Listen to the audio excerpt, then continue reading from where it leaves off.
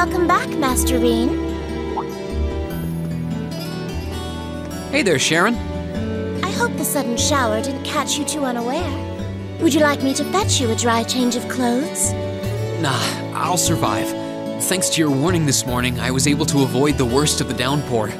I'm amazed you were able to tell a storm was coming that far in advance, though. Chairman Arena takes a lot of business trips, so I'm used to keeping an eye on the weather. Never being caught unawares is just one of the maid's many responsibilities. I can't really picture any other maids holding themselves to such an unrealistic standard. I'll let you know when dinner is ready, so just wait in your room until then. I expect the meal will take a little longer to prepare than usual today. Oh? How come? Well, with 2 new residents in the dormitory, I thought I might make tonight's dinner a little fancier than usual. A welcoming feast of sorts for them. Really? That sounds like a great idea. I'm looking forward to it already. Anything I can help you with for it? Oh, could you? I'm actually short a few ingredients, so I was just about to step out to buy what I need. I'd be happy to run to the market for you then. It's still coming down out there. Might as well go back out while I'm still damp, right? Don't worry about me. I don't mind. Well, if you insist, I'd be happy to take you up on your kind offer. Here's a list of everything I'd like you to buy. That should be exactly enough merit to cover the expense. All right. I'll be back soon then. Take care out there.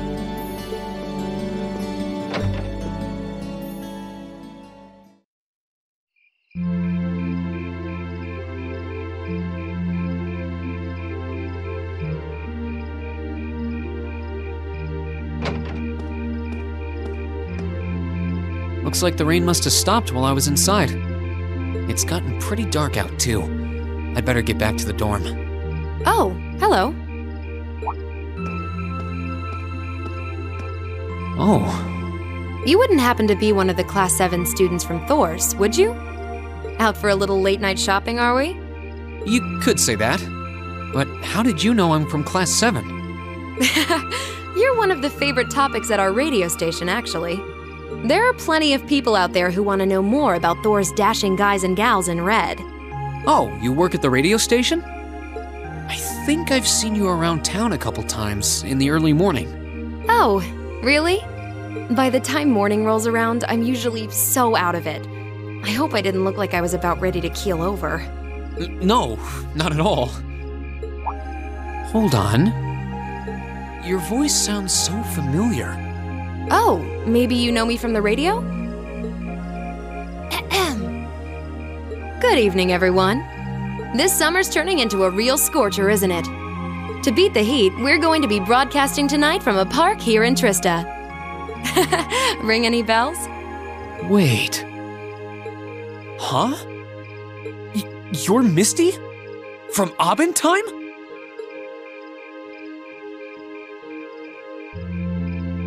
Bingo.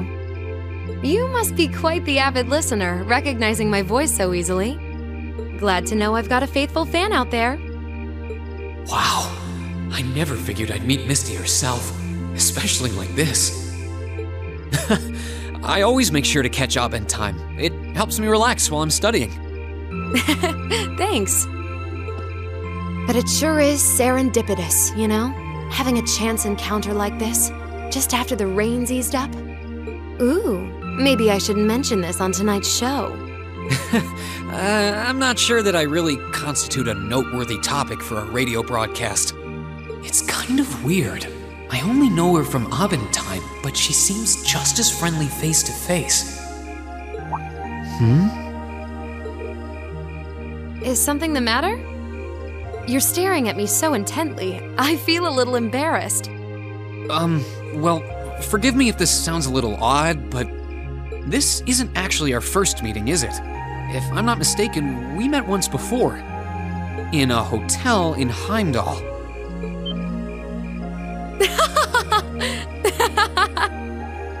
Wow, I can't believe it. I never figured anyone would actually catch on. So you really are her! The Azure Diva herself, Vita Clotilde! Right you are once again. Honestly, even the people I work with at the radio station don't seem to have noticed, so I'm surprised you could tell. That makes two of us. I almost didn't say anything because it just seemed too implausible. But if you don't mind me asking, how did a star like you end up working at Radio Trista? It's just a little something I do for fun on the side. Gotta spice life up a bit, right? The best part is, the people at the Opera House in Heimdall have no idea I come here to do my show every week. So don't go telling anyone, okay? It'll be our secret. Of course. I wouldn't dream of it. I'm amazed no one else has figured it out, though. It's not like you use a different voice when you're on the radio. Well, there's a little trick to it. You're not the only one who was surprised, though.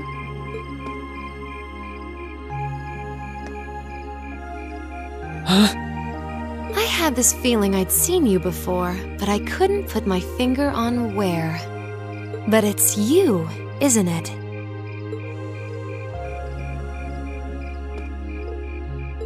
Anyway, I have to get over to the studio now.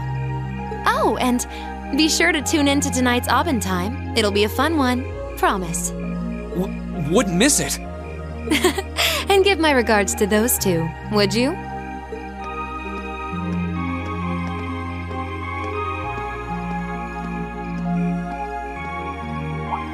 She smells like lavender? The fragrance really suits her. So Vita Clotilde herself has been hosting a radio show in Trista. Even if I told them, I don't think they'd believe me.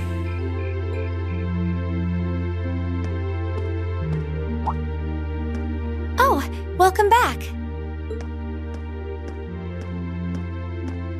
Oh, hey there, Emma. Did you just get back too? Yeah, I just returned a short while ago. Were you out shopping? Yeah, Sharon asked me to go out and pick up a few things for dinner. Though I ended up taking a bit longer than I expected. Wait, do I smell lavender on you? This is perfume, isn't it? How did it get onto you? Oh, right. I guess I must have soaked up the scent too. She did get pretty close. That's the only thing I can think of. Rean, I can only hope the reason you ended up taking longer than expected isn't because you were... Whoa, hold on. You've got the wrong idea, Emma. I just happened to bump into someone I know while I was out, that's all. Nothing scandalous, nothing I'd be ashamed of. I never said it was. Though you do seem strangely defensive for a man who has nothing to hide. Huh. I wonder what would happen if Elise and the other girls were to catch wind of this. I swear, I just ran into someone I know after I left the store. Nothing happened. You just like raking me over the coals, don't you?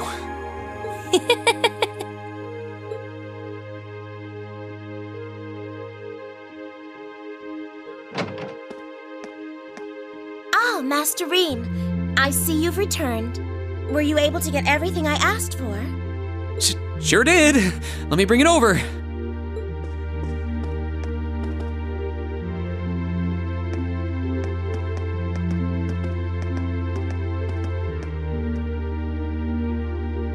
Lavender. Huh. No, that's impossible.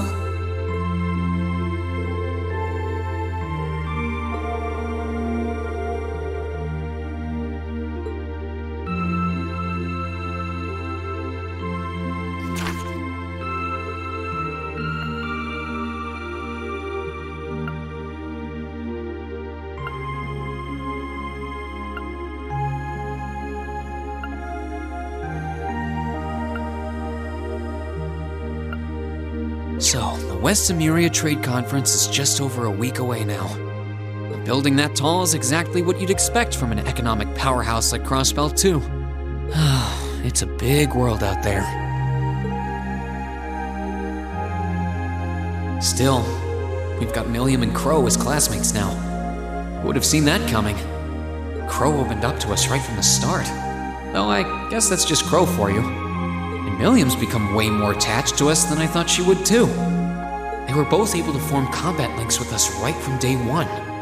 I had my concerns about how well they'd mesh with the class, but maybe I was worried for nothing after all.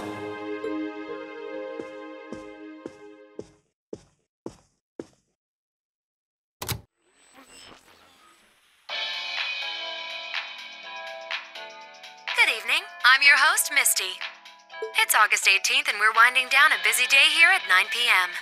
I'm here to give you all the cool you need to beat this summer heat. Hey, looks like I'm not too late to catch this week's Abend Time. Seems like those hot summer days keep coming with no end in sight, doesn't it? But even this heat can't stop the momentum behind the West Emuria Trade Conference being held in Crossbell later this month. Prince Olivert and Chancellor Osborne will be in attendance for this watershed moment in international business. Personally, I'm more interested in the view from the top of that famous new skyscraper the talks are being held in. In some news closer to home, you all have probably noticed the summer showers we're getting here in Trista.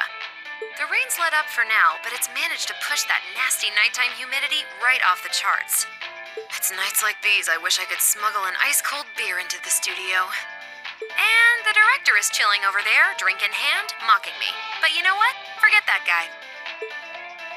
Anyway, for all you students out there, your summer vacation's probably wrapping up, so I hope you made the most of it. Wait, I forgot that summer vacation at the military academy has already come and gone. Whoops. Still, it's never too late to do something bold that'll keep your memories of this summer burning bright.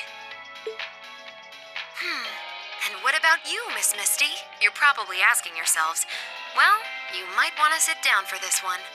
Because fate had a romantic rendezvous in store for yours truly just on the way to the studio today. A tryst with a young man in a park after sunset. Droplets of rain clinging to the grass. I'll treasure the memory forever. Or I would, if I hadn't just made it up on the spot. Chalk it up to a dreamer's poetic license, I guess. Still, maybe one day I'll feel the thrilling rush of a summer love. Gotta keep the fire burning. Wait, is she talking about when I ran into her earlier tonight? She's got quite the playful personality. Though somehow that doesn't come as too much of a surprise. It's kind of weird thinking that I just met her on the street a couple hours ago. Anyway, I have to get over to the studio now. Oh, and be sure to tune in to tonight's Abend Time. It'll be a fun one. Promise. Wouldn't miss it. And give my regards to those two, would you? Those two? I didn't really think about it right then, but who was she talking about?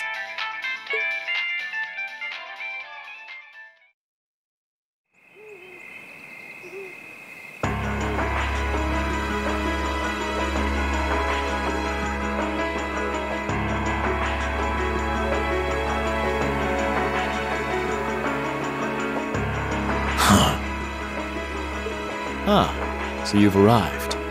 Good to see you, boss. Oh, you're awfully early.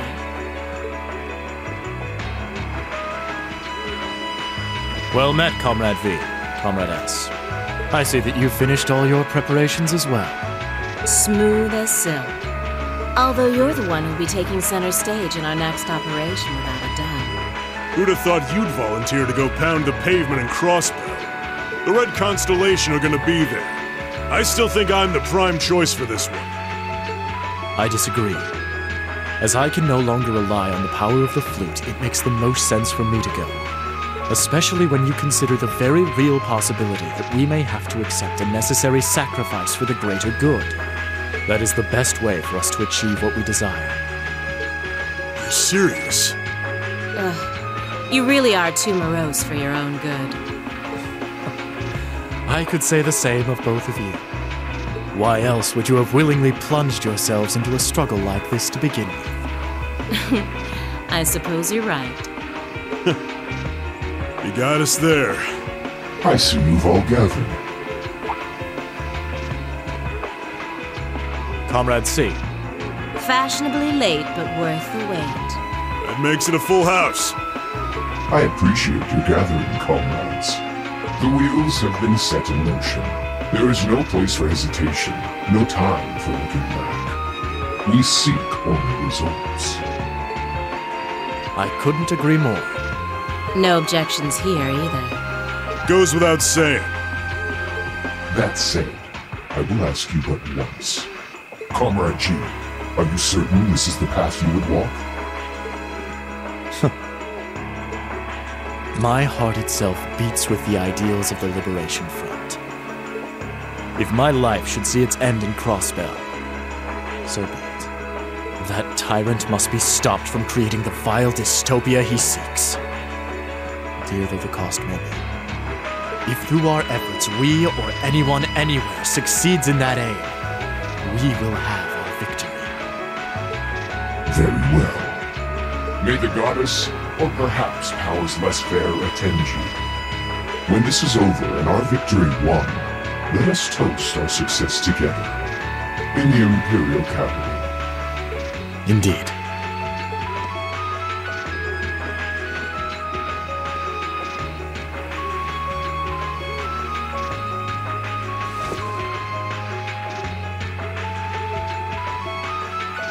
Farewell, my comrades.